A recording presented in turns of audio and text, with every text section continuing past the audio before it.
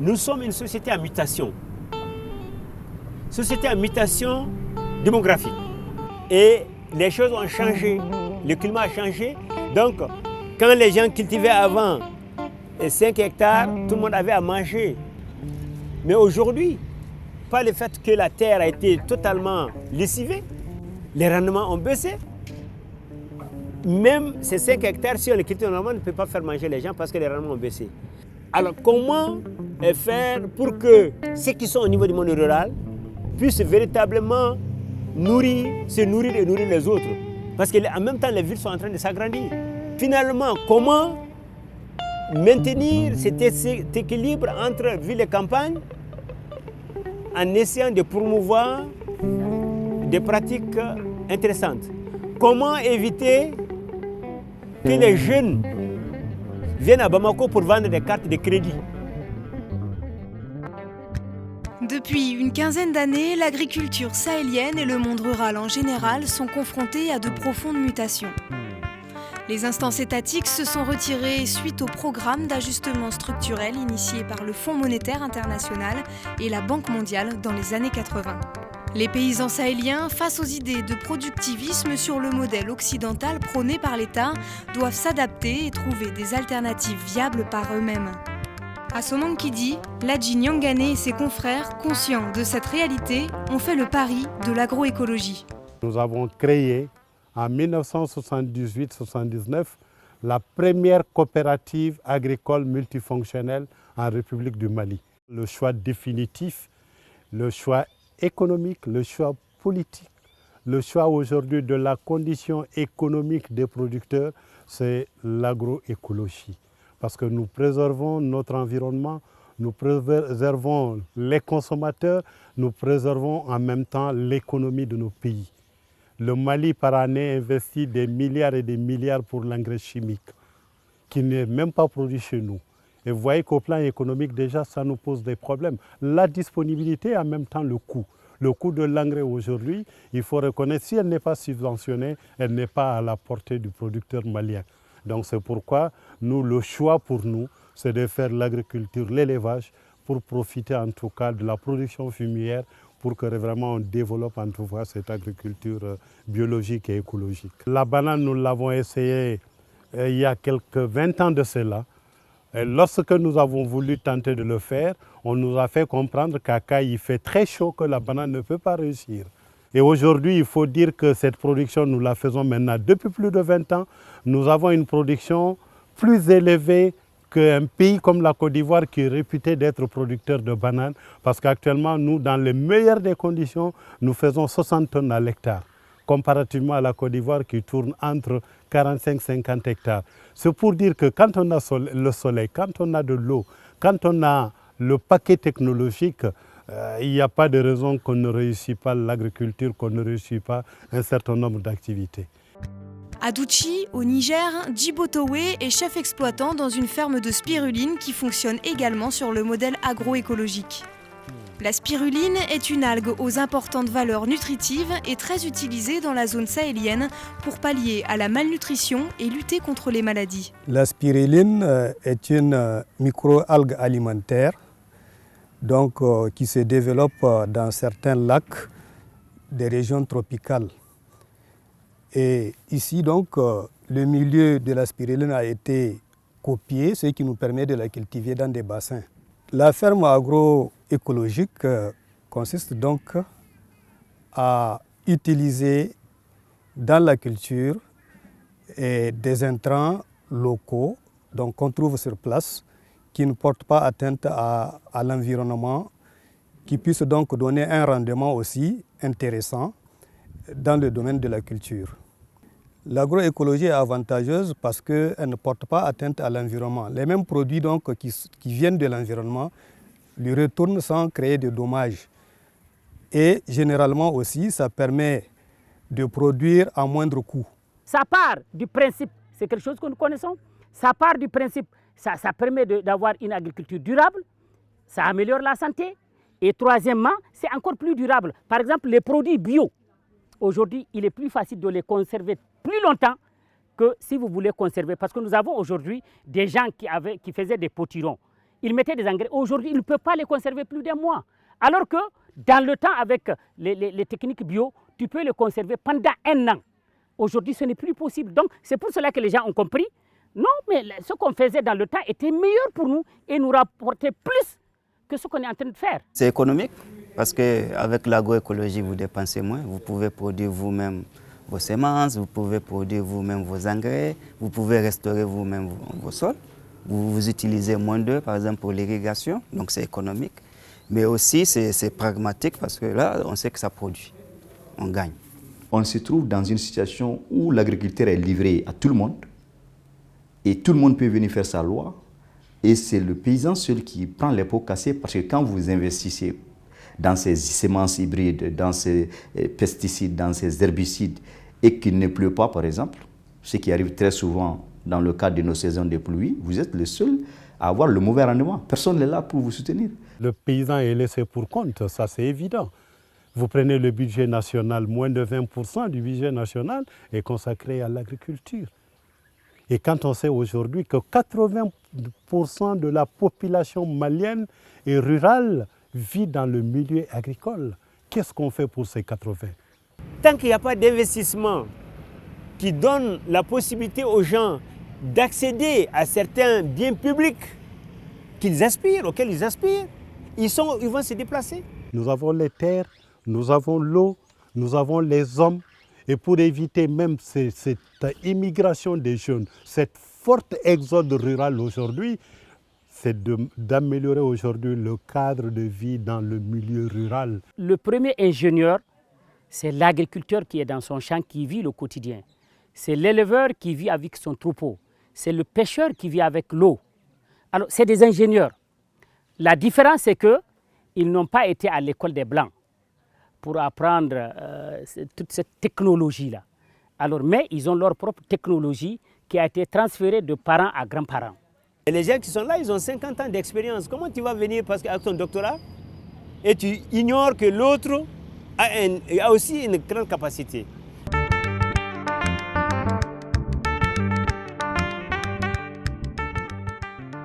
Quand les formateurs viennent, ils viennent nous regrouper. Ils ne nous demandent pas, ils viennent seulement, j'ai un thème que vous devrez faire. On fait comme ça, on fait comme ça. S'ils nous demandent, il a ses expériences, on a notre expérience. Si on les colle, ça va bien marcher. Mais ce n'est pas le cas. Lui, il a des choses à nous dicter, nous aussi on fait. Souvent, on ne l'écoute pas, on dit oui, mais on continue à notre travail, on ne l'écoute pas. Vous, en tant que paysan, quand vous ne voyez pas le résultat, vous n'acceptez pas. Et si la personne déjà, à son introduction, il ne tient pas compte de vous, de vos contextes, de vos connaissances, voilà, par exemple, il ne s'assoit pas avec vous, il ne boit pas votre eau, déjà, vous ne l'écoutez même pas. Il y a les théoriciens, il y a les praticiens. Eux, ils ont fait les grosses écoles, ils ont beaucoup appris, ils connaissent la théorie. Et nous ne connaissons pas la théorie, nous c'est la pratique qu'on connaît. On a la main dans la pâte. Ce qui fait qu'on ne peut pas se comprendre, c'est que tout ce que tu apprends à l'école, si tu essaies d'appliquer ça, tu n'auras pas de contrepartie.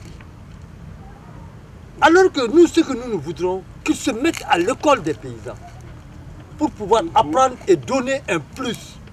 Et vous avez vu, tous les grands ingénieurs, ils ont accepté ce qu'on leur a dit. On ne devient grand ingénieur que lorsqu'on passe par les paysans.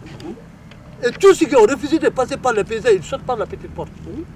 Pourquoi? Parce qu'ils ont accepté de collaborer avec nous. Si on n'amène pas les bureaux dans les champs, on va nulle part. Et on est d'accord avec toi. Ce qu'on va faire maintenant, on va essayer de former des associations de grande échelle au niveau national pour que ces gens que nous voyons là puissent nous suivre. Et non, ce n'est pas à nous de les suivre. C'est à eux de nous suivre. Depuis 2010, l'ONG Suisse Contact et l'Union européenne développent le projet Sahel Agroformation qui a pour objectif de mettre en place des systèmes de formation professionnelle, agricole et rurale axés sur la demande.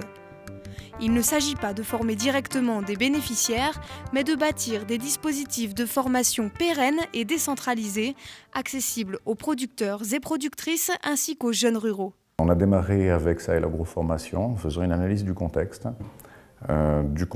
du système agricole en général, des politiques agricoles, du contexte historique, et d'essayer de comprendre quelle était la demande des paysans.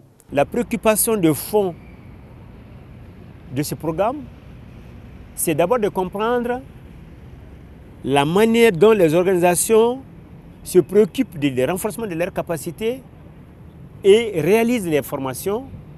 Et elles voudraient bien comprendre c'est quoi une formation utile. Dans la zone sahélienne, on a affaire à des terres qui sont déjà pauvres et qui sont soumises à des très fortes contraintes d'érosion. Ça nécessite pour l'exploitant de mettre toujours davantage d'engrais.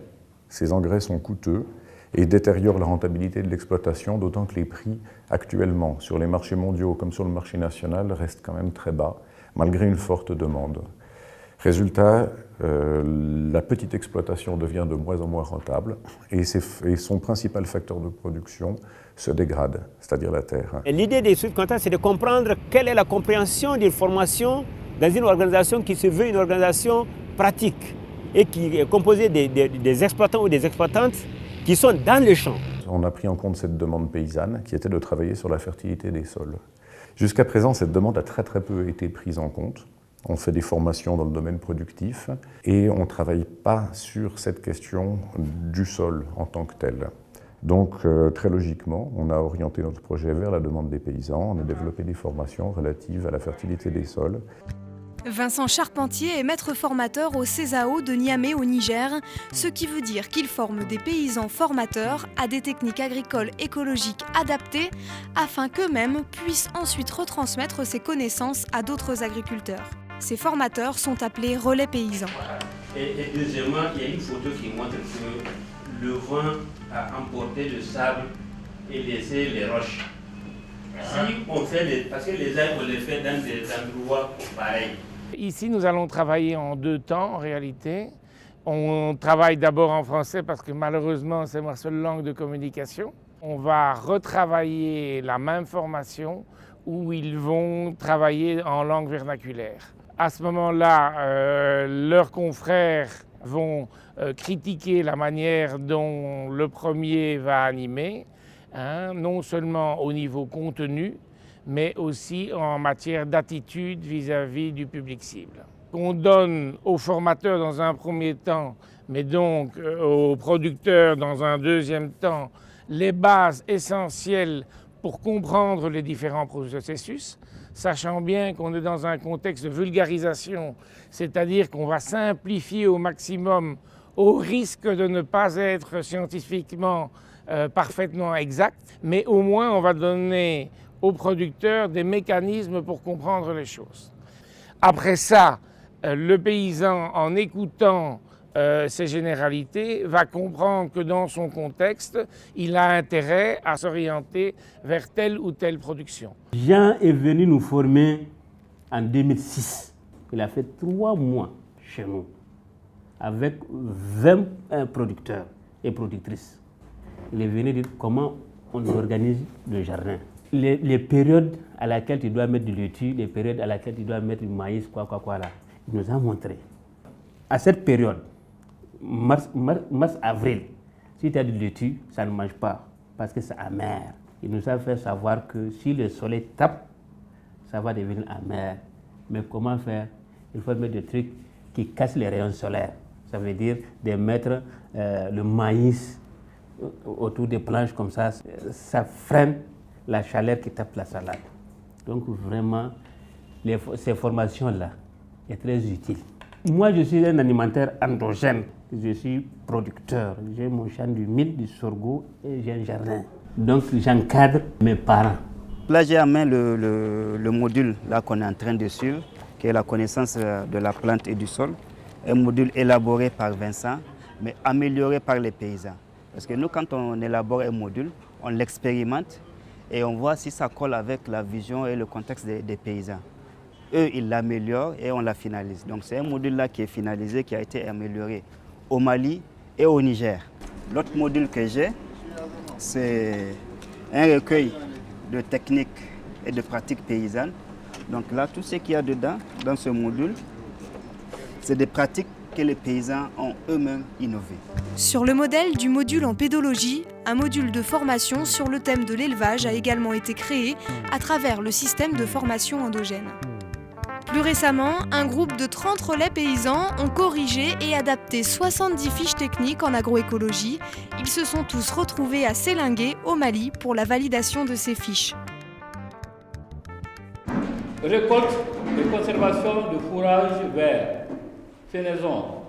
Objectif pédagogique, être capable de définir ce que c'est la fenaison, appliquer la technique de la fenaison, connaître son objectif, ses avantages et ses inconvénients. La finalité de ces fiches, c'est d'avoir une ressource pour faire des formations dans le domaine agroécologique à destination des paysans. Les fiches sont créées par les paysans eux-mêmes avec notre appui technique. Donc nous avons apporté la méthodologie et eux ont apporté le contenu. Gafe mi ambe ka labeni, gafe nunu abe ka laben anw yɛrɛ de fɛ, abe ka labɛn ni anw yɛrɛ hakilila de. Donc o gafe mun be ka labɛn, o ti dɔwɛrɛ ye, ɲininkalisenw de b'a kɔnɔ, min be se k'a to faamuya be se ka sɔrɔ, an b'a fɛ ka min kɛ ani an b'a fɛ ka taa min. Parce que n'i ko i ka baara kɛ fɛn kan ni, i k'a dɔn e yɛrɛ i be bɔ min, i be taa min, n'i y'o dɔn baara kɔnɔna na, baara be nɔgɔya i bolo. Nous avons avec la CNOP, donc les relais, défini eux leurs besoins en agroécologie. Qu'est-ce qu'ils entendent par agroécologie? Donc suite à la définition qu'ils ont donnée, nous avons pris les outils de formation qui ont été collectés et analysés, qui ont un lien avec la définition qu'ils ont donnée de l'agroécologie. Ensuite, toujours en tenant compte de leur définition, nous avons essayé de faire un référentiel qui regroupe les systèmes de production agroécologiques et les pratiques agroécologiques. Donc, hakila kumabaw ka se ka bɔ ka ɲɔgɔn bilasira pour que an yɛrɛ bɛ sɛnɛ baara min kɔnɔ, o sɛnɛ baara bɛ se ka yiriwa an bolo cogo min, an bɛ se ka du ka fa sabati an ka jamana kɔnɔ cogo min na, jamana kɔnɔden bɛɛ bɛ se ka lafiya cogo min, sigida bɛ se ka to a cogo da cogo min, baara bɛ boli o de kan. Nous avons perdu tout ce que nous avions presque parce que ce n'est pas écrit. Nous voulons l'écrire, le répertorier et faire des données, des banques de données, pour que nos enfants, nos petits-enfants puissent les exploiter dans le futur. Les 70 fiches issues de cet atelier pourront ensuite être utilisées comme outil d'appui à la formation par d'autres paysans. Mariam Sissoko est également relais paysan. Elle forme d'autres cultivatrices en s'appuyant sur ces fiches. Kalan bɛɛ n'a tagabolo de don. N'i b'a fɛ ka kalan ɲuman yɛrɛ kɛ, i b'a sɛbɛ fɛn de la mɔgɔw mago bɛ fɛn mun na. Comme déjà dugukolo de ye sɛnɛkɛlaw ka minan ye, o ye baara kɛ n'a ye. N'i ye kalan min na o la, mɔgɔw b'a lamɛn kosɛbɛ parce que o de y'u ka minan ye. N'i tilala tuguni gɛlɛya mun b'u yɛrɛ la, u la yɛrɛ, n'i ye kalan sen b'o la, o bɛ kɛ sababu ye u ka kalan faamu. Mɔgɔkɔrɔba kalan de don, a tɛ komi i bɛ na ni fɛn ye k'i b'o fugula de don, i b'a biri u kunkolo la. Olu bɛ dɔ dɔn, e bɛ dɔ dɔn. Aw b'olu fila de fara ɲɔgɔn kan, ɲuman minnu b'olu la, aw bɛɛ bɛ jɛ k'olu tɔmɔ, k'o kɛ kalan ye mun bɛ se k'aw bɔ aw nɔrɔ ka se yɔrɔ wɛrɛ. Nka an bɛ a kɛ cogo di pour que u ka faamu joona, an b'u sanga ɲɔgɔn ma. An b'a daminɛ u ka gɛlɛya jɔnjɔnw na, an b'u sanga ɲɔgɔn ma. An yɛrɛw minnu ye karamɔgɔw ye, an mana minnu kalan, an b'olu ɲɔgɔnnaw k'an ka yɔrɔ la. Sini ma sinikɛnɛ n'an bɛ mɔgɔw la kalan, an bɛ taa yir'u la. U b'a dɔn k'a fɔ an bɛ mun fɔ la, kuma fu tɛ. An b'a fɔ, an yɛrɛ b'a kɛ, an b'a sanga mɔgɔw ta ma, an b'olu fana bilasira kalan na. Kalan in mun n'an bɔra k'a kɛ sisan, n ye hakilina kura caman sɔrɔ a la min bɛ n bila ka se ka baara ɲuman kɛ n ka foro kɔnɔ ani ka n ka foro dɔn n'a ka ɲi n'a man ɲi, ka dugukolo dɔn n'a ka ɲi n'a man ɲi. Ni n taara sisan n bɛ n ka foro lajɛ yɔrɔ minnu tɛ ka ɲa n b'o hakili jakabɔ o kan k'a dɔn dugukolo in bana mun b'a la, nin kalan in bɛ n bila n b'o dɔn n b'a furakɛ cogo min na n y'o fana sɔrɔ kalan in na n bɛ se k'o walew kɛ bi. sɛnɛkɛla ɲuman mɔgɔ min tɛ bɔ a ka foro la ale waati bɛɛ a b'a ka foro la samiya de don tilema de don wa a b'a ka foro la parce que o de la a b'a dɔn bi n ka kan ka mun kɛ sini n ka kan ka mun kɛ mun bɛ mun ɲɛ samiya kɔnɔ. sɛnɛkɛla ɲuman fana ye mɔgɔ min bɛ wuli joona mɔgɔ min b'a ka foro labɛn a b'a ka foro labɛn ka kɛɲɛ ni tile a b'a ka foro labɛn ka kɛɲɛ ni fiɲɛ a b'a ka foro labɛn ka kɛɲɛ ni sanji ye o de ye sɛnɛkɛla ɲuman ye ani fana mɔgɔ min bɛ nafa sɔrɔ a ka baara la o de ye sɛnɛkɛla ɲuman ye.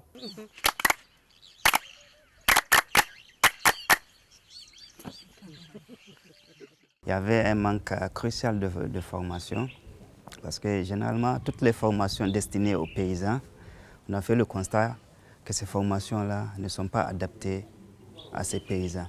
Souvent on a des ingénieurs agronomes qui sont d'un niveau très élevé par rapport au niveau du paysan. Ils n'ont pas la didactique nécessaire. Il faut former les gens dans le sens que on ne doit pas détruire l'écologie. Donc vraiment, tout ce qu'on va montrer, tout ce qu'on va former à ces producteurs, ça va dans le sens de la régénération naturelle et de faire une agriculture biologique. L'appareil de formation agricole au Mali est le plus dense. C'était une des premières priorités à l'indépendance du Mali. Après, on est passé par les programmes d'ajustement structurel qui ont fait que cet appareil a été un peu abandonné. Il y a eu une amorce de reprise depuis l'adoption de la loi d'orientation agricole. Mais jusqu'à présent, il n'y a pas eu une jonction véritable entre le ministère en charge de la formation professionnelle et le ministère de l'Agriculture. Donc quand vous dites que les formateurs actuellement utilisés ne sont pas forcément des méthodologues ou des pédagogues, c'est normal parce que c'est des ingénieurs, des techniciens qui sont devenus des formateurs sans être passés par des formations en pédagogie ou autres.